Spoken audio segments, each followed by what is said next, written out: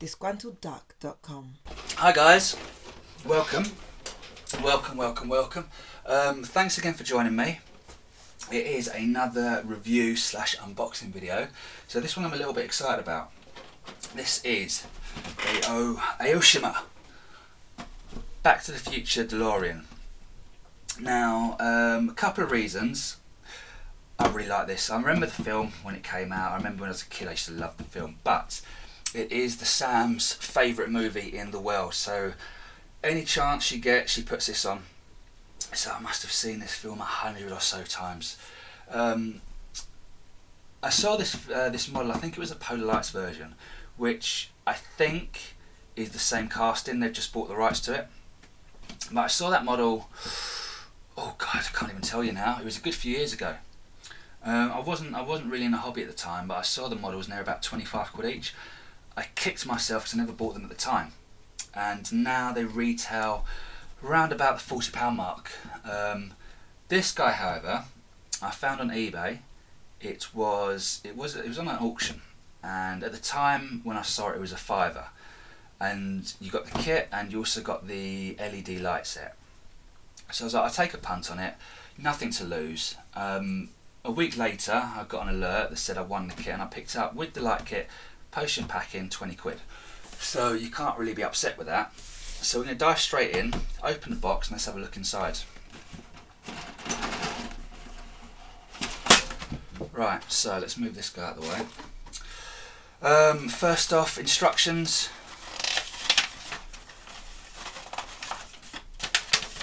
Seem pretty simple, pretty easy to understand. They seem to be in Japanese and English. Okay, we've got our paint chart there to know what we're doing. It doesn't look bad. Can't see any serious issues. Got a little part on the back showing our sprues and our part numbers. Okay, that's awesome. So okay, let's get on the kit. Well, let's move this out of the way. Let's start with the body. One piece body. Something I noticed straight away is the doors. So the doors are cast shut. Would have been nice to have them open, but it is what it is. But the thing is, we're model makers, so I'm pretty sure we can just saw down here and open them up if we so want. I think I might consider opening one side up. Yeah, okay, looking around the body, yeah, it looks fine.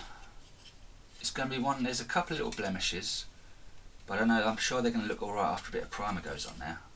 It's not, I mean, it's not a body you can just use straight out, polish and spray. You definitely have to prime this. Yeah, blemishes here. But yeah, that's perfect. This is interesting. Alright, I'll tell you why this interests me. There's the tyres, got a little hubcap jobbies, but they've given you a bag of grease. Not entirely sure why, but I'm sure we're going to find out during the build. So first sprue, black plastic, black styrene, black plastic. This looks like basically the underneath of the car. We've got some wheels there.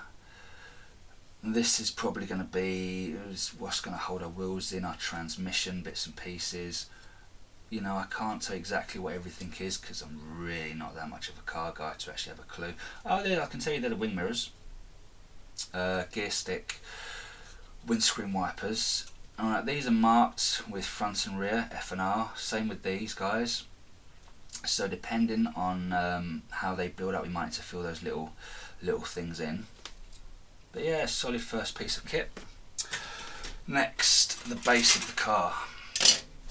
Now, yeah, I don't expect to see much from there because that's gonna be lined out.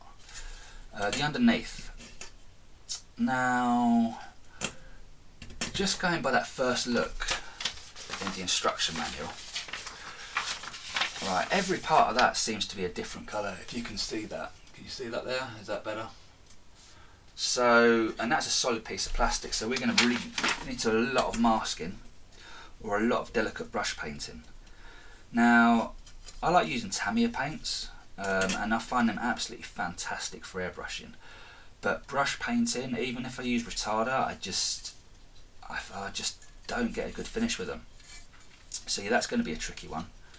But I'm sure we're going to manage. I think a combination of airbrush and brush painting, and we'll get that looking pretty nice. Okay, next piece. Oh, hang on. Alright, decals. Got the number plate. These are going to be little flashing lights and bits inside, the control panels. That's cool as a Back to the Future one, so if we do a stand or something we can use that. You've got the rear lights. I don't know about that. I really don't. I don't know if I prefer them painted. We'll have to think about that. But you can see there's no detail on the rear lights there, so they're assuming we're just going to use these decals. But I don't know what's going to look better. I don't know if it's going to be noticeable. Just going by the rear. I'm not sure if we want to chrome that up and then clear paint on the clear plastic parts. Okay, so that's one of those things to think about. Again, with this kit, I'm not going to be building this kit anytime soon. It's way out of my skill level at the minute to do justice to, so it'll be a slow burner, but we'll have some ideas for it. Right, next couple of pieces. We'll go for the wheels. Now, if you see on the box, they're pretty much wire wheels, as in they have gaps in between. These, however, are not. So we're going to need to put some black in there, some sort of wash to bring that out, to give that some shadow. So basically, I've seen people do with these, spray the chrome parts with Mr. Muscle oven cleaner. I leave it for, I think, 24 hours or so, and it strips back all that chrome, and they re-chrome them with their own paints. I think I might do that. I've got a couple of nice chrome paints I want to try out. So yeah, we'll have a go at trying that. Right, next one. Let's go to clear parts. So, boom. Okay. So I don't know what all these clear parts are. So we've got a solid part here to begin with, right? So that's going to sit in there as your main windscreen. You've got the little detail, the cutaway detail there. I'm not entirely sure what these guys are. Unless these are the rear windows, or I don't know. Let's can I have a quick butchers in here and see.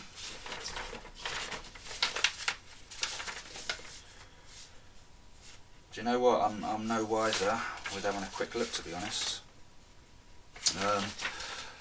But yeah, again, if we want to open that door up, we're going to need to do a little bit of surgery on this as well. I don't think it's major. I think we could do that. Yeah, I don't think that's too much. So they're the lights, and I've already had some concern over the way we're going to do the lights. But yeah, I think we could take them off, clear coat them. All it's going to be is those little lines in between. I don't know how we're going to do that. The only thing I can consider doing, right, is putting the decals on and then maybe spraying these as well. That could be an interesting look, but I think that'll be a bit of trial and error. So yeah, that's our clear parts. Quite a few little bits and pieces on there. I don't know what they're all for, but I reckon they're going to look awesome when they're finished. Okay, now on to the last few pieces. So yeah, these are going to be the gubbins that are all on the back of the car. Now this is the pole that I believe they used at the end of the first movie when they need to get the lightning. It's a lightning rod basically.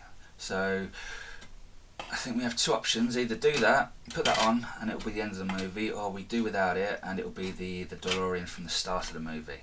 But again, don't know what we're going to do yet. Right, last two parts.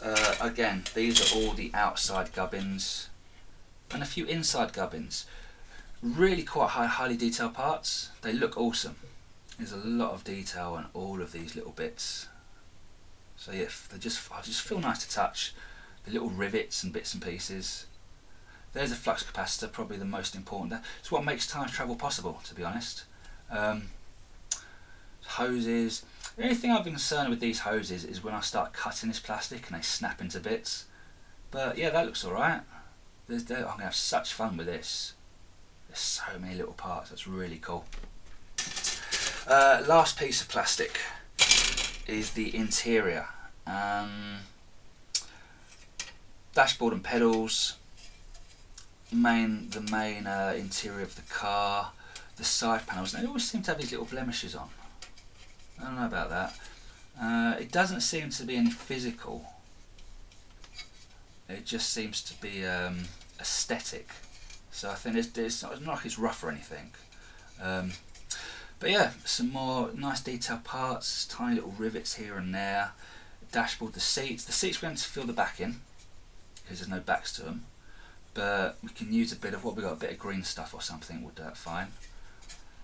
These are quite detailed. So yeah, I think this is going to be one of those kits that you could spend a year building it just to get every single piece of detail in. The one good thing is there's so much reference from the movie. There's so much reference out there. There's so many pictures and whatnot. It's going to be a slow burner. It will be a gift for the girlfriend in the end once we've got the lights and everything. But yeah, I'm going to try. I say try. Not going to build it this year, maybe next year, depending on how my skills improve. But yeah, we're going to try and do a really, really highly detailed version of that. I'm going to see if there's any photo etch out there for it as well. So I don't think that would hurt me at all. So anyway, yeah, that is the Delorean by Aoshima. That's my open box review, unboxing, and my personal opinion. I hope if you're thinking about buying this model, this review might help you to see what you're actually going to get. And thanks for joining me, and I'll see you next time. Bye for now. Don't forget to hit the subscribe button, give the video a thumbs up, and leave a comment.